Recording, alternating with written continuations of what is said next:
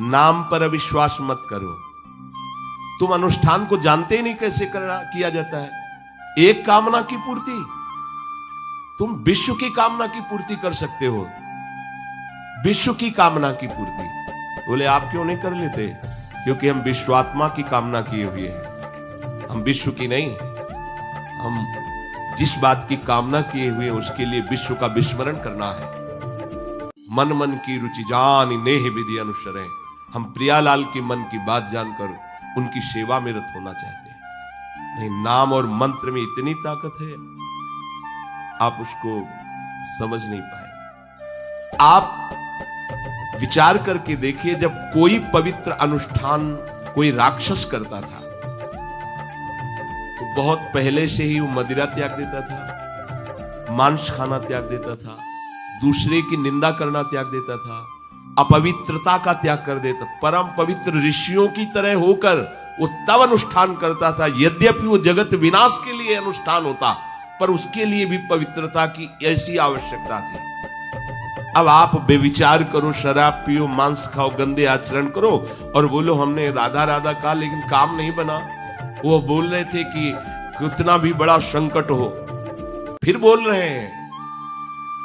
अगर भयानक से भयानक विपत्ति को ऐसे न नष्ट कर दे तो बता देना, कृष्णाय वासुदेवाय हरे परमात्मने प्रणतः क्लेश नाशाय गोविंदाय नमो। इसका जप करो और जब तक तुम्हारा काम पूरा ना हो जाए ब्रह्मचर्य से रहो। झूठ मत बोलना, मदिरा मत पीना, मांस मत खाना, और ना काम हो जाए तो मैं बताना कि भारी से भारी विपत्ति का नाश करके भगवान श्री कृष्ण का आश्रय उसे ऊंचे उठा देगा, इस जगत की धरा से उठा देगा।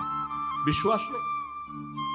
आप मदिरा पियो, मांस खाओ, बेविचार करो, सोचो 1 लाख 2 लाख महात्मा को दे देंगे, हमारी कामना पूर्ति हो जाएगी। बिल्कुल भूल में मत रहना।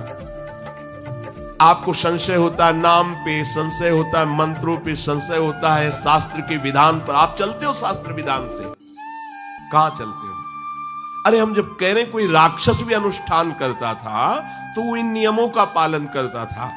इतना अनुष्ठान में कि मेघनाथ को पैरों से मार रहे हैं बंदर भालू, पर वो ना मंत्र छोड़ रहा है, ना हिल रहा है, ना उनकी तरफ देख रहा है। इतना सहनशील होना चाहिए अनुष्ठान के लिए। किसी कामना की पूर्ति के लिए सांगोपांग अनुष्ठान करो, भला कामना की पूर्ति ना हो जाए? नहीं। आप शास्त्रों में पढ़ के देखो, संतान उत्पत्ति के लिए कैसे व्रत, पयोव्रत का कैसे अनुष्ठान किया। पवित्र रह करके इतनी इतनी मात्रा में ये आहार लेना, इस मंत्र का जब भगवान गर्भ में आ गए। क्या चाहिए तुम्हें? भारी से भारी विपत्ति को दूर करने के लिए आर्त भाव से पुकारो भगवान को। तुम्हें धनी बनना है, अनुष्ठान कीजिए। हम कह रहे किसी विशेष मंत्र आदि की तरफ न बढ़िए, बोलिए राधा राधा। क्या चाहिए आपको? कृष्ण कृष्ण बोलिए। सब मंत्रों का सार है नाम में, आप बोलिए तो नाम। पवित्र होइए, गंदे आचरण छोड़िए। क्या चाहिए आपको? भगवान का नाम जहां गूंजता है वहां ऐश्वर्य अपने आप चरणों में लौटता है। अब छल कपट करो, हिंसा करो, गंदे आचरण करो, सोचो हम बहुत बड़े धनी बन जाएं, तो दुष्कृति का फल दरिद्रता और दुख होता है। सुकृत का फल ऐश्वर्य और सुख होता है।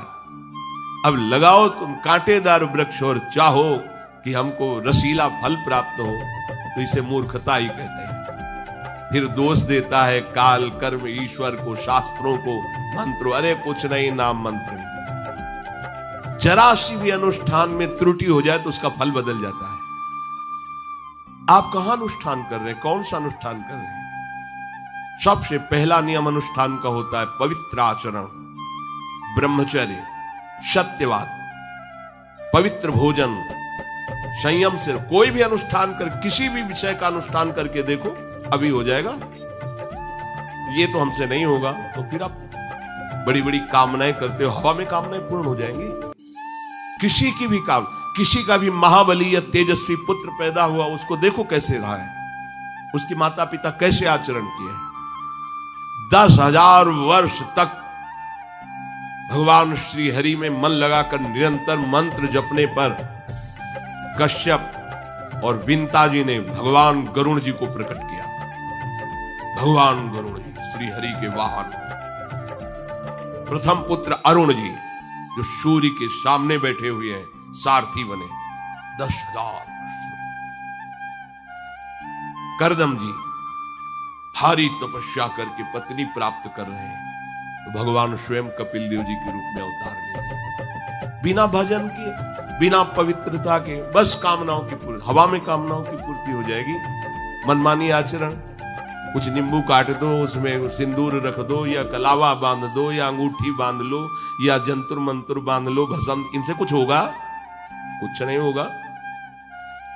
राधा राधा राधा राधा राधा, जो कर चाहोगे हो जाए, पर पवित्र आचरण, साथ में पवित्र आचरण हो। एक किसान भी अन्न बोता है तो खेती को तैयार करता है, आपको अपने हृदय की भूमि तैयार करनी होगी।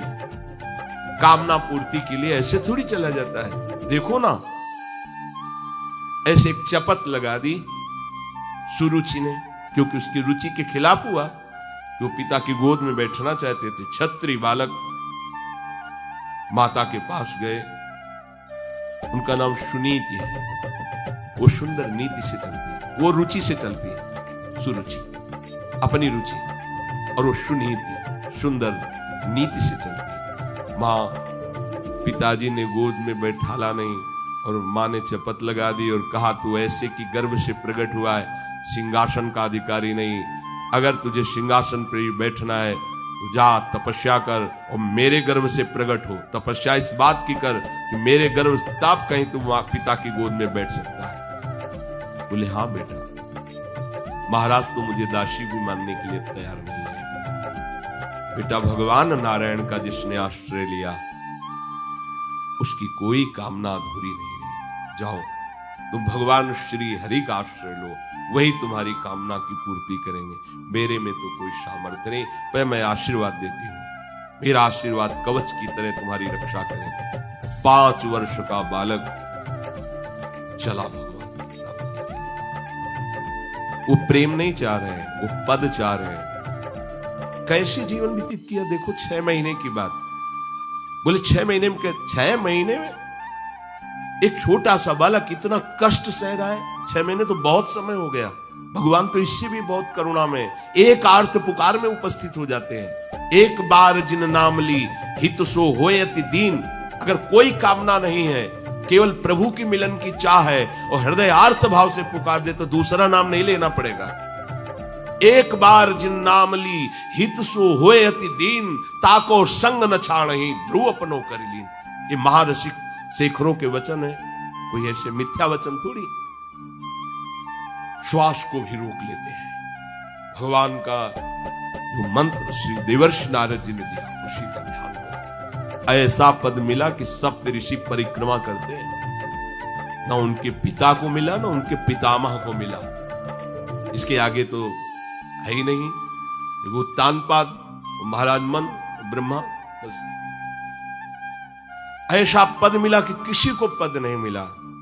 पर आप देखो, कामना की पूर्ति के लिए कैसे निष्ठावान होकर के, प्राणों को समर्पित करके भगवान की बीड़ी सिगरेट पियो, प्याज लहसुन मांस मछली दुनिया की दलित दुराएं करो, हाँ हमारी कामनाओं की पूर्ति हो जाए। बेकार बकवास करते हैं लोग आकर। परमार्थ को एक हंसी बना दिया है, एक मजाक बना दिया है, संतों को एक नाटक बना दिया है, संत मार्ग को एक उपहास का स्वरूप बना दिया है। हमारी ये कामना की पूर्ति कर दो। उनका जीवन कामना की पूर्ति के लिए तुम्हारे, अरे तुम्हें निष्काम करके भगवत साक्षात्कार कराने के लिए कि ये छोटी मोटी जिनमें तुम फंस कर तुम्हारी दुर्गति हो रही, उसी में और वो बढ़ावा देने के लिए। पर संसार तो अपनी बात मानता है, कुछ ना शास्त्र की बात मानता है ना संतों की।